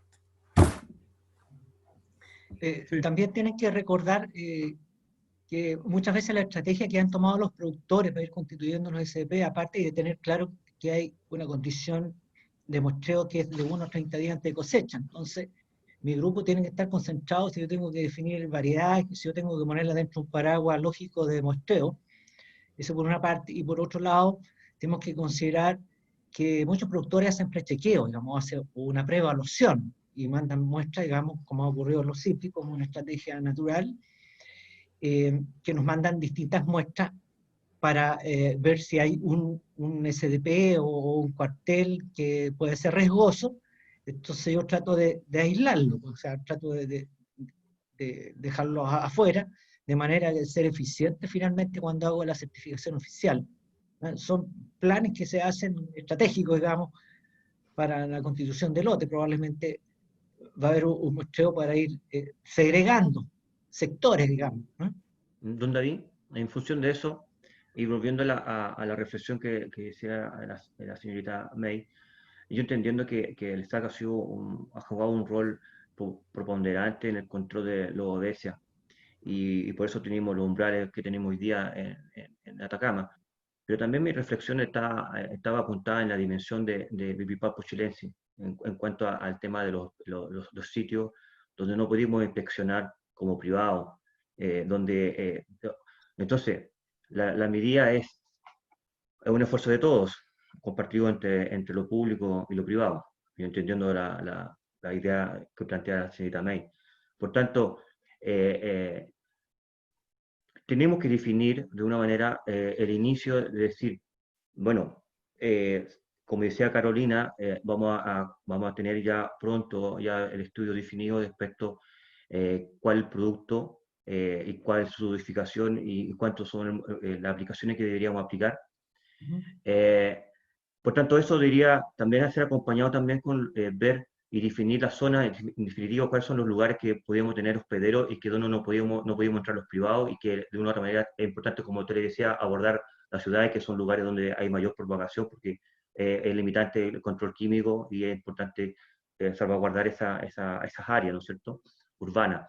Pero también, en general, también nosotros estamos en un valle que delindamos con zonas pobladas, que lindamos con predios que no son necesariamente uva de mesa, que producen tomate, que producen distintos tipos de hortalizas, convivimos con poblaciones, convivimos con zonas donde están abandonadas, predios que no están siendo efectivamente productivos, que pueden haber hospederos. Entonces, la reflexión que yo hago es decir, bueno, incorporemos el buen trabajo que ha hecho el SAC, ¿no es cierto?, con toda la experiencia que hemos vivido nosotros con los ODESIO, pero también asumiendo también esperando que nosotros podamos erradicar, obviamente, esta plaga cuarentenaria, pero teníamos que hacernos cargo también de esa realidad, porque nosotros hoy día, en la empresa privada, pudimos hacer un esfuerzo gigantesco en asumir este desafío de implementar este tipo de normas, pero si el vecino no está asumiendo, no se cargo, o nadie se está haciendo cargo de la otra área, en un momento eso lo va a jugar en contra también. A ver, ¿puedo comentar? David, en algún Quería... momento, mira, voy a hacer una intervención, no sé si en algún momento te escuché a ti en todo lo que hemos ido trabajando desde hace rato, como APECO, que tú explicabas ante esta aprehensión que tiene Pablo, que la ventaja y un poco la seguridad que da que la Brevipalpus chilensis no vuela. Entonces, si no vuela, no tiene ninguna posibilidad de llegar a otro campo, que es distinto a la alobesia. No sé si esto que tú nos dijiste en alguna vez, que fue la misma pregunta que hicieron varios de los productores ahí en un cierre de un programa en Nantoco, que tú dijiste, oye, tranquilo, porque el vecino puede tener abandonado su campo, puede tener, pero si la arañita no vuela, entonces no se va a trasladar de este campo a tu campo, si es que tú has aplicado todo y tienes toda esta inversión. No sé si eso lo puedes explicar, David, de nuevo. Gracias. Sí, mira, Lina, correcto. Bueno, una de las ventajas o la preocupación si tengo un huerto colindante o algún hospedero del ácaro que pueda contaminar mi campo, la verdad, dado la condición biológica del ácaro, como tú bien dices, no se traslada, digamos, volando, digamos. Básicamente es un ácaro de movimientos lentos. ¿No? Hay otras arañitas como los predatores que se mueven muy rápido. Este es un ácaro que tiende a estar, obviamente, si está con su alimento ahí mismo, no se va a mover a otro lado. Eso es lo que ocurre generalmente con las plagas, pero este ácaro es gregario, sobre todo cuando es en invierno, todos como que se agregan así, para pasar el invierno. Así que no tendríamos mayor dificultad en eso. Ahora, también hicimos una prueba por ahí en la quinta región, si más no recuerdo, pusimos trampas pegajosas para ver si teníamos alguna interferencia en el viento, porque también eso, oye, a lo mejor si tengo una racha de viento fuerte, a lo mejor en una de esas un ácaro sale disparado. Y la verdad que también, bueno, el doctor Ripa también hizo las mismas pruebas en la quinta región, en cítrico lo hicimos, y ahí teníamos, la verdad que era, no sé, un ácaro, después de 50 trampas pegajosas que pusimos al contorno, digamos, del campo, del huerto, vimos que prácticamente era cero, es muy bajo la probabilidad de ese transporte por el viento, si uno podría dudar en ese sentido. Así que para mí no es un alto riesgo en ese sentido. Ahora, en la zona de Copiapó, que hemos estado ya 3 años con la señora Lina trabajando, hemos explorado también otros, pero algunas malezas que se presentan, no hemos encontrado Brevipalpus en ese entorno, en esas malezas. Así que la única manera es si tengo uva al lado, un vecino con una uva que se puede dedicar a pasa, qué sé yo. Pero no es nuestra preocupación. Si bien en nuestra exploración de todos los campos que hicimos, y lo vimos, hay una alta incidencia de presencia de Brevipalpus, y por eso que estamos en un programa con la señora Lina, que está aquí, sí hay que está dirigiendo, estamos haciendo distintos programas químicos, con acaricía, para mitigar, o sea, vale decir, para bajar la población, y que no sea detectable, porque no la vamos a erradicar. Así que ese es un programa que está en desarrollo en este momento, y hemos construido dos puntos importantes para el control y bajar las prevalencias de Brevipalpus chilensis. La primera etapa tiene que ver con el control de brotación o control invernal, porque ahí es donde están gregariamente los ácaros, por lo tanto es la oportunidad donde yo tengo que bajar la prevalencia, porque después cuando empiezan a crecer todas las hojas, el ácaro se me diluye, entonces ayuntarle con una gotita con acaricía cuesta mucho. Y el otro punto crítico de control es en post cosecha, ahí también se agrupan bastante antes que caiga la hoja. ahí es un momento muy interesante de control para bajar la prevalencia. Y también podemos usar para la práctica de los productores, si uno quiere estar monitoreando el ácaro, podemos utilizar las hojas para monitorear.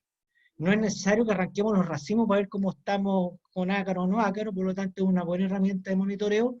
Y también descubrimos, con los trabajos que hemos hecho en Copiapó, que hay un momento muy específico en un momento de la época de calendario de la fecha, donde estas hojas se hacen mucho más representativas en reflejar el resultado que puedes tener en los racimos. Por lo tanto, lo podemos utilizar como una herramienta, además que tú sacas una hoja, no tiene gran costo, digamos, para el productor, salvo que tú le saques los racimos, que obviamente hay un costo ahí pecuniario. Eso es la experiencia que hemos tenido en 3 años ya de trabajo, y ahora ya estamos en el plano de control en los trabajos que estamos desarrollando. Muy amable, señora Lina, por la aclaración, don David, muy amable. Buenos días, yo sé que no me veo, pero soy Alejandra Narváez. Mira, yo creo que las charlas de hoy día han sido súper buenas y hay mucha información.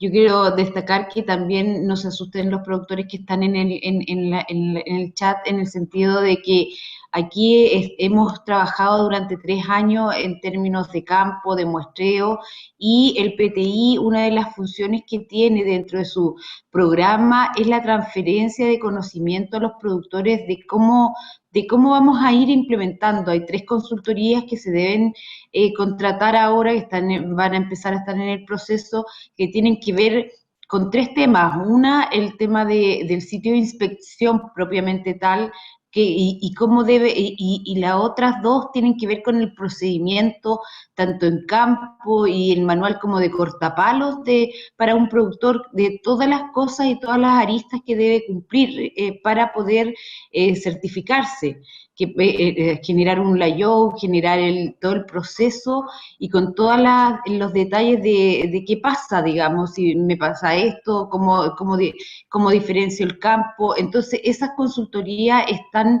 planteadas en el PTI justamente por la importancia que tiene, y es lo que debería continuar ahora. Eso paralelamente a lo que está haciendo el GTT en este rato, que sigue haciendo todos estos ensayos para buscar tal vez una receta, no sé si única, pero una receta, optimizar una receta para el manejo del bredipalpo, que es el problema que tenemos principalmente en Atacama. Eso es un poco para dar un poco de tranquilidad de que nos queda harta pega por hacer, pero se está trabajando absolutamente en todas las líneas para poder tener una buena implementación del sitio de inspección una vez que salga ya la norma.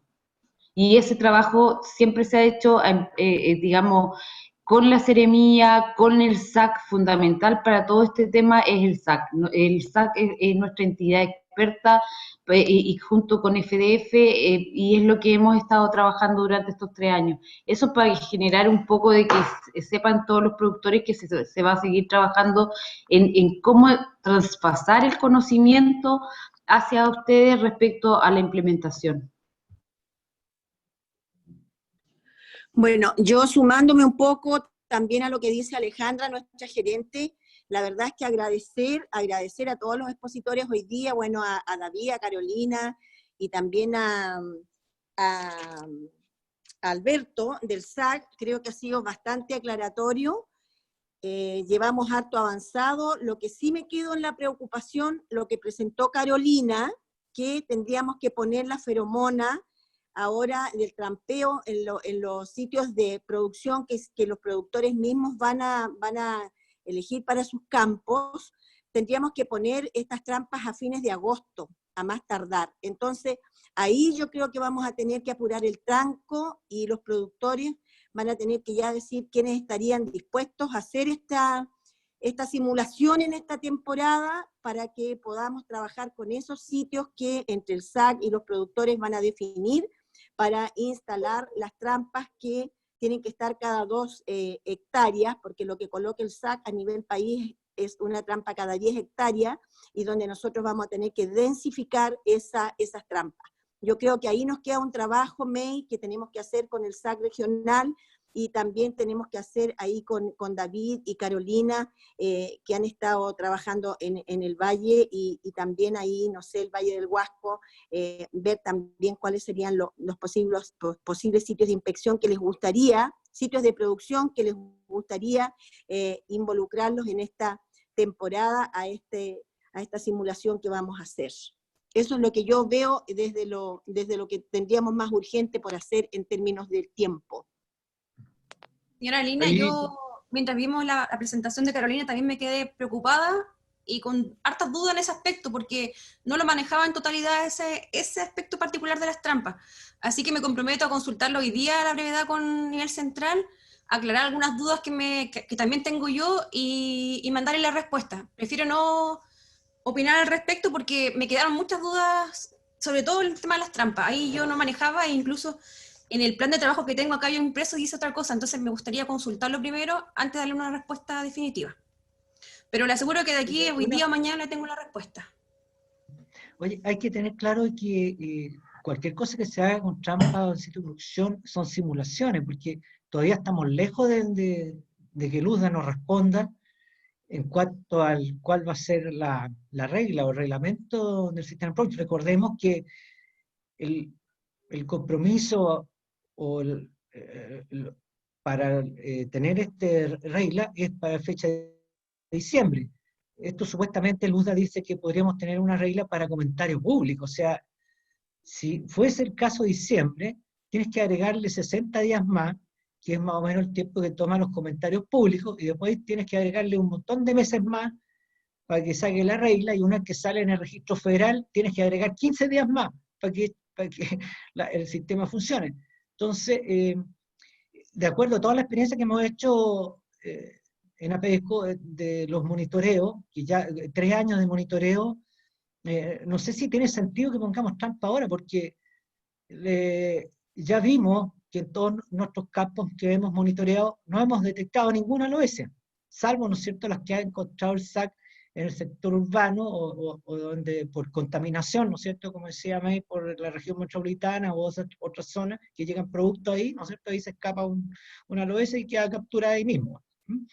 Pero no hemos tenido en los 3 años ninguna captura de aloesia. Caen otro tipo de polillas, pero no la aloesia, caen estas polillas de las pasas, de frutos secos, o de ese tipo de polillas podrían caer en las trampas, pero no es aloesia.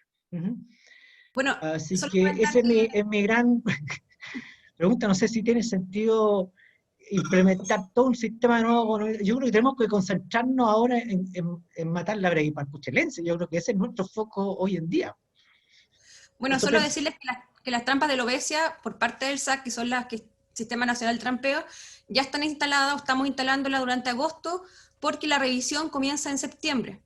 Así que también aprovecho de hacer un llamado a los productores para que nos den la facilidad de instalar las trampas. Nosotros los inspectores van debidamente identificados con todas las medidas preventivas, con mascarilla, con toda su implementación, para que por favor los dejen entrar y que puedan instalar las trampas, que estas tienen que empezar a ser revisadas desde septiembre.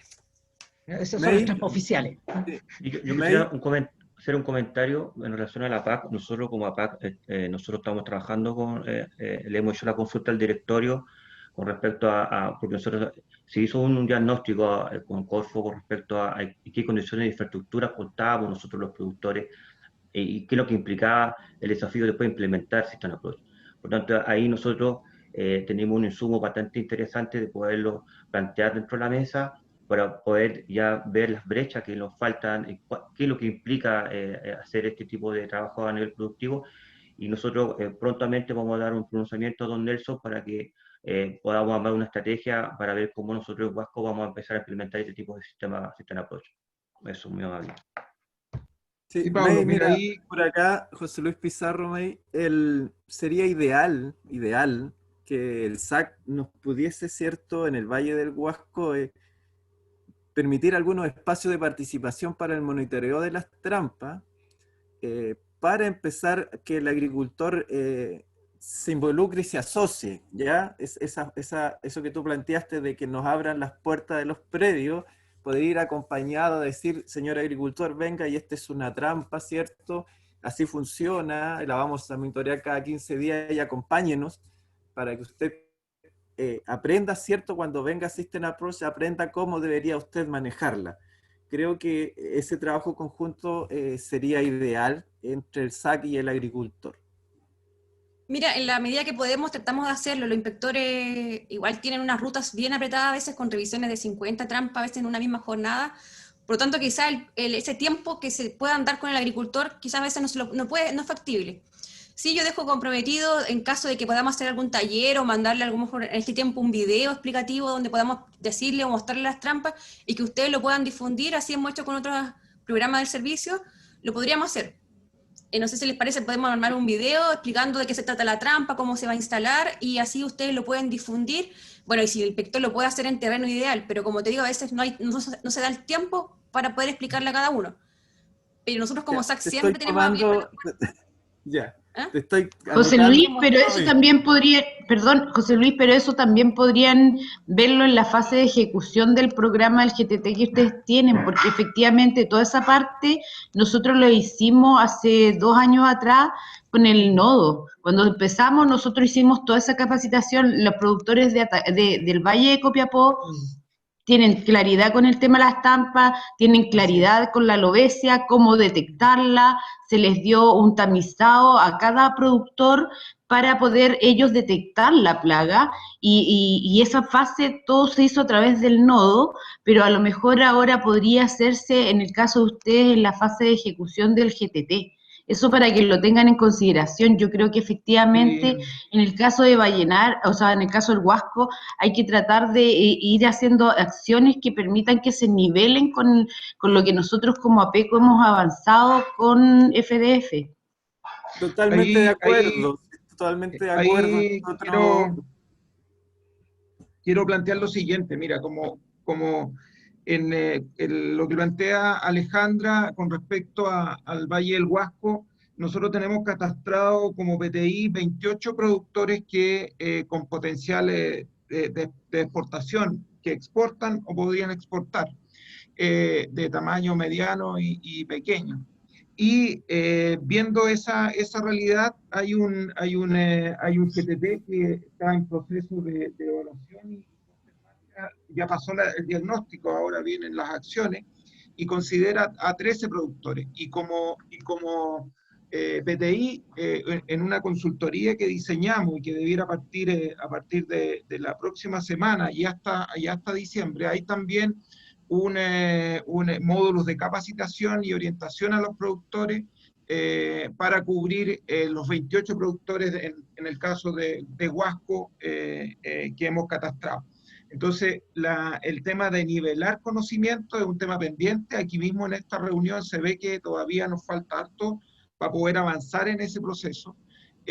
Así que la parte del desafío, y creo que nos debiéramos juntar en la próxima semana a ver cuáles serían las orientaciones de capacitación y apoyo a los productores. Yo creo que ahí ya más o menos tenemos claro el qué hay que hacer, pero ahora tenemos que empezar a ver dónde tenemos las brechas y abordarlas. Así que la próxima semana nosotros también podríamos contarle lo que vamos a realizar brevemente también. Con esto podríamos, en el caso de Huasco, para tener claridad de lo que se está haciendo ahora, pero también tenemos que tener claridad en qué es lo que tenemos que hacer hacia adelante. Así que ahí hay un proceso. Y tengo una consulta para el SAC. Se requiere, que la estábamos conversando con Carolina Pérez también del PTI, se requiere una serie de profesionales capacitados. Esos profesionales, si tuviéramos que prontamente partir con un System Approach, si lo tuviéramos muy cercano, sabemos que ya como que se está alejando una temporada más, pero si tuviéramos que hacerlo, ¿cómo se cuenta con profesionales para poder cubrir esa dotación que mostraba Alberto también en otros sitios?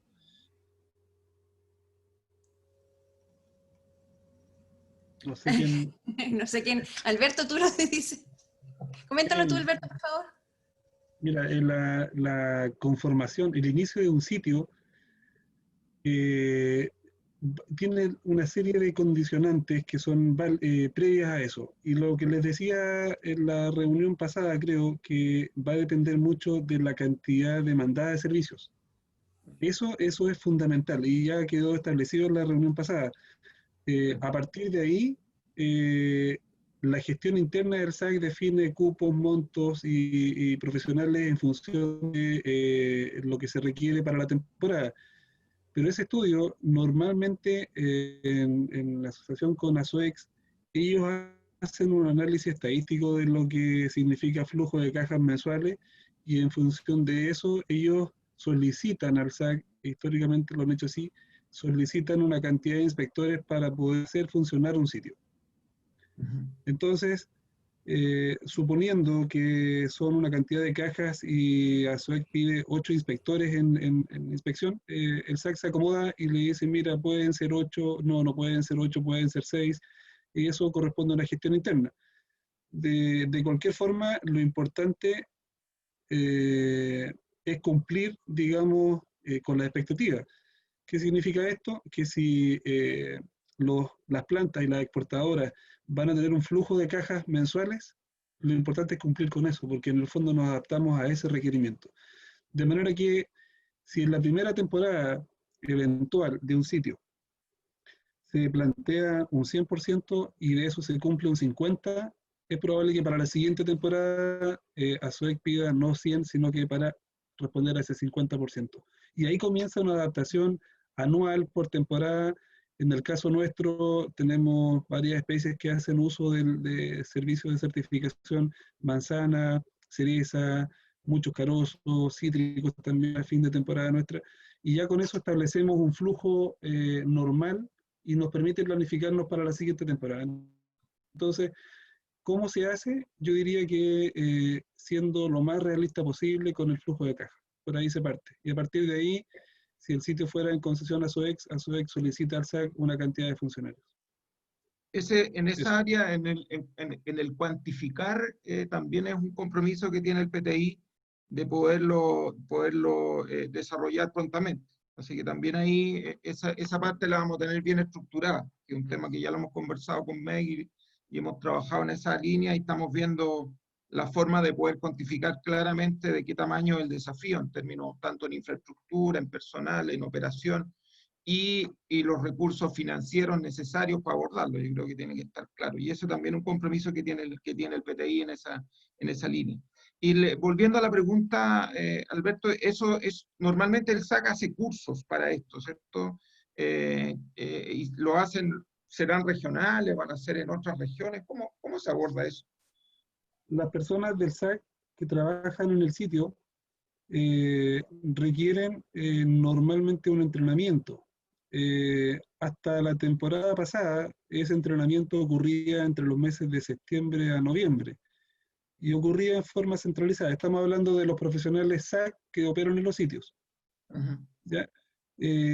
Ahora estamos evaluando con nivel central cómo hacemos, porque estamos en una condición restrictiva producto del COVID, y ver cómo resolvemos eso. La verdad es que es algo que tenemos que evaluar ahora, a ver cómo lo hacemos, pero históricamente se ha hecho a nivel central una capacitación que se hace una semana de entrenamiento y luego se hace una prueba en el fondo que es bastante exigente. O sea, el personal que trabaja en el sitio que tiene este curso debe cumplir con al menos un 80-85% de exigencia. Por lo tanto, se hace antes una evaluación a nivel sectorial de manera de enviar a personas que ojalá vayan a aprobar el curso. Porque en el fondo ir a Santiago, a estar una semana, a participar de un curso sin aprobarlo, no puede sin un curso aprobado trabajar en el sitio. Y eso demanda tiempo, recursos, dedicación. Eso se hace en forma previa y se hace ahora. Entonces, digamos, si se planifica desarrollar un sitio en la región, ya se debería estar pensando en formar profesionales para tenerlos disponibles. Eso implica, piensen ustedes que, no sé, yo mando 10 inspectores a capacitarse y resulta que ASOEC o el que tenga el sitio en el manejo me diga, oye, necesitamos 4 inspectores. Dejo 6 volantes, 6 en el aire sin poderlos contratar. O al revés, qué sé yo, mando 10, aprueban 2 y ASOEC me pide 6. Ese es un manejo que hay que hacer en forma interna. Y el que quede de jefe de sitio, ojalá, o de supervisor de sitio, debe tener eso resuelto con anticipación. Complementar, complementar efectivamente, perdón un segundo, complementar que lo mismo pasa a nivel de ASOEC. Si es ASOEC el que administra el sitio, ASOEC también tiene que tener la misma cantidad prácticamente de inspectores que el SAC y tienen que tener las mismas competencias. Y por eso que el SAC, por eso que ASOEC ha insistido en tratar de, si bien tal vez pueda hacer el sitio de inspección el próximo año, es de tener más claridad respecto a cuánto es el volumen de cajas que se podrían pasar por el sitio, porque eso va a depender el número de personas que se van a contratar tanto en términos del SAC como en términos de ASOEC. Eso es importante para nosotros como APECO, digamos, ya ir definiendo el tema del volumen de cajas que se deberían pasar por el sitio, porque eso va a condicionar el tamaño del sitio y todas las características del sitio. Alejandra, acuérdate que conversamos con la asociación y dijimos que obviamente para hacer un flujograma, digamos, del proceso, tenemos que dimensionar el volumen de producción y llevarlo a cajas y llevarlo también a una variable variedad. Es decir, pues no todas las variedades se cosechan al mismo tiempo, por lo tanto, ese volumen hay que llevarlo a nivel de lotes, suponemos 2.000 cajas, para ver cuál es el volumen para no transformarse en un cuello de botella en algún momento. Entonces, es un tema que hay que analizar. Y por otro lado, una pregunta, Alberto, también es importante que debe haber un curso a las contrapartes, o sea, cada planta que tiene un representante tiene que tener el conocimiento para poder conversar con el SAC en el mismo temas técnicos. Sí, en el mismo lenguaje, dice por ahí. En el fondo, las plantas solicitan que hay un subsidio también o un apoyo entre medio, no lo sé bien porque se maneja en forma privada, donde los contrapartes también se capacitan. Hay empresas capacitadoras en esa materia. Lo que quería mencionar respecto de la operatividad de un sitio, quizás ahí en primera instancia se evalúe como si no se logra establecer el flujo de caja, quizás quede como alternativa la extensión de temporada de Sitio Coquimbo. Sitio Coquimbo parte más o menos en marzo, abril o mayo, o en esos meses. No sé, operativamente también probablemente ASOEC haga una evaluación de esa alternativa, porque, digamos, levantar un sitio no es un costo menor. Contratar una cantidad de personas por parte de ASOEC y por parte de SAC también es un costo interesante, y yo creo que probablemente se evalúe. No estoy diciendo que lo tenga, sino que sospecho yo que ASOEC va a evaluar la alternativa de extender a Sitio Coquimbo en los meses que se requiera la exportación de uva, para que lo tengan también en consideración, que también es una alternativa. O sea, evidentemente que a uno como región le encantaría tener un sitio, pero hay que ver si esta cosa funciona en términos económicos. Perfecto. Y es un poco lo que queremos definir a través de esta evaluación técnico-económica que vamos a hacer, porque hay que ponerle número a todo y valor. Así que esa información esperamos tenerla prontamente disponible. Así que, efectivamente, pero nosotros seguiremos peleando para que tengamos nuestro sitio de inspección aquí en Atacama. Es nuestra apuesta, lo hemos conversado también con ASOEC, entendemos que tiene que haber una evaluación completa económica, porque obviamente ellos también han planteado que no pueden colocar un sitio de inspección que no sea rentable, pero nosotros apostamos a que nuestra región sí va a tener un sitio de inspección. Ojalá Dios quiera que sea así. Eso es lo que hemos tratado de generar desde que empezamos con el tema del System Approach. No sé si hay más consultas, aportes a la conversación. Hemos avanzado bastante, ya casi vamos para las 2 horas de trabajo, de exposición y diálogo. Les propongo, si hay más, por favor, más aportes, los veamos y empecemos a diseñar también la próxima reunión. Sí, don Nelson, me gustaría que me pudiera, a través de la mesa, hacer llegar toda la sistematización de las reuniones anteriores. Esta es la segunda, debe haber un acta anterior, y tener todos los trabajos de las consultorías que se han ido realizando para tenerlo como, para poderlo presentar y poderlo discutir dentro del directorio. Eso, muy amable. Sí, eso está, bueno, los videos están disponibles en los sitios, también estamos optimizando ese proceso de información, prontamente vamos a tener un repositorio donde van a estar con mayores facilidades de acceso, y también se están generando actas que son más bien generales, porque como se habla, los temas son muy variados y hay harta opinión, intentamos reducirla a un acta de menor envergadura, pero sí que contenga todos los temas tratados. Les propongo si la próxima semana nos pudiéramos reunir ya a ver que vengan principalmente los productores y los expertos un poco que orienten las acciones que debiéramos hacer para fortalecer a los productores para enfrentar esto, porque todavía seguimos viendo un poco lo más general, pero eso tenemos que bajarlo a acciones que mejoren la posición de los productores. Así que les pido que nos podamos reunir la próxima semana, pero exclusivamente a ver dónde tenemos que apoyar y qué acciones debiéramos definir. Kisi también quería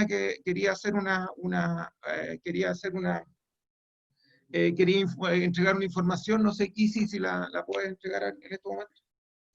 Hola, buenos días. Quería presentarme para los que no me conocen. Mi nombre es Kisi Iribarren, yo soy profesional de apoyo en los proyectos de APECO y en este momento estoy participando directamente junto a Sofía García, que es la otra profesional, en el proyecto de los ensayos para encontrar un programa fitosanitario específico para Brevipal. Quería comentarles y dejarlos invitados para este lunes a la primera reunión o salida a terreno o día de campo, porque lo tuvimos que modificar un poco, ya que no se puede hacer de manera presencial en los campos, así es que vamos a realizar un webinar el lunes a partir de van a haber 3 webinars en realidad, y vamos a presentar los resultados de la parte alta del valle, los de la parte media y los de la parte baja. Van a ser a las 10 de la mañana, a las 12 del día y a las 3 de la tarde. Saliendo de este webinar les voy a enviar a todos la invitación, así que para que lo dejen ahí agendado el lunes 24 y ahí eligen el horario donde quieran participar ustedes. Eso quería comentarles. Perfecto. Entonces ahí tenemos otra cita necesaria. Entonces le dejemos para la próxima semana, el próximo miércoles, por favor, igual a la misma hora, a las 8:30, les vamos a hacer llegar el link de conexión para que nos centremos principalmente en acciones. En acciones les vamos a contar las que ya se están realizando, tanto en el Valle Copiapó como en el Valle del Huasco, las que se van a realizar, y a eso agregarle nuevos desafíos que debiéramos abordar en conjunto para enfrentar, que los productores enfrenten de buena manera esta certificación tan necesaria. Así que no sé si hay más aportes, más trabajo, Carolina.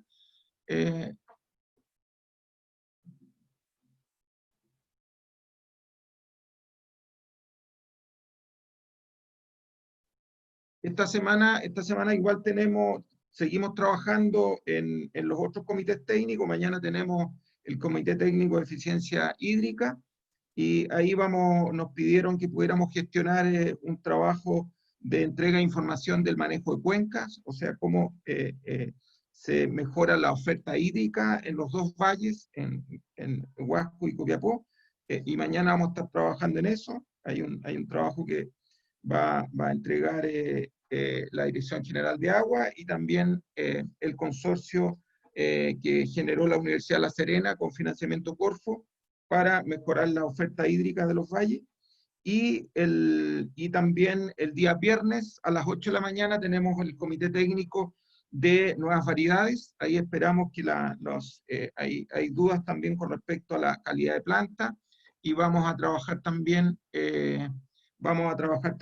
en una exposición que van a hacer los viveros, principalmente para solucionar consultas que tienen los productores con respecto a la calidad de las plantas y también al manejo de las enfermedades que se han ido detectando y que por la reunión pasada se plantea como la llegada de plantas de variedades nuevas como parte del vehículo de traslado de esas enfermedades. Así que eso es un poco la cronología que tenemos de comités técnicos esta semana. Y no sé si Carolina está por ahí.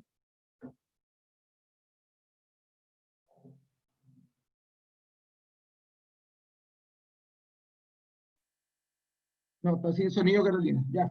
Entonces, ¿qué les parece si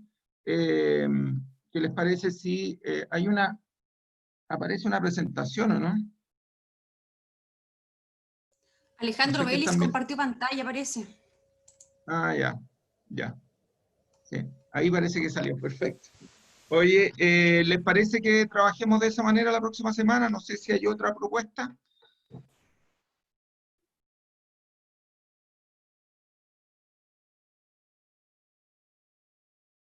Que empecemos a abordar ya los problemas y cómo las acciones para reducir esas brechas durante la próxima semana. ¿Les parece?